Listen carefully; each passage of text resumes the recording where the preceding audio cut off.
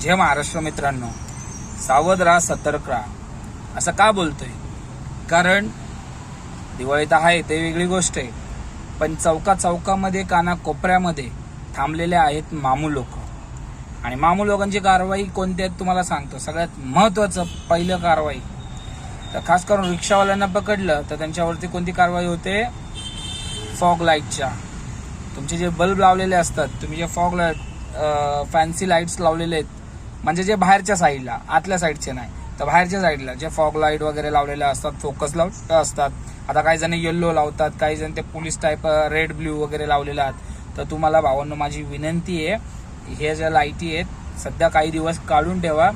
आणि पकडलं तर जवळजवळ 1,500 ते 2,000 रुपये फाईन घालायला लागलेले आहेत. लक्षात ठेवा. एवढे फाईन तुम्हाला परवडेल का? दिवसभराचा आपला तेवढा धंदा होत नाही कधी कधी. हा प्रॉब्लेम समजून घ्या. आणि आपण काय करतो, आपल्याला दिसत नाही, आपण ते कंपनीचे बल्बचे फोकस किती पडतात ते प्रत्येकाला माहिती आहे. पण आता ते समोरच्या व्यक्ती ते रूलचे हिशोबाने कार्यक्रम करायला लागलेत आपल्यावरती. त्या हिशोबाने तुम्हाला सांगतोय, तर थोडे दिवस फक्त नॉर्मल फोकसवाले ठेवा. फॉग लाईट तर अजिबात नका ठेवू. आणि फॅन्सी लाईट काढून टाका बाहेरच्या साईडला.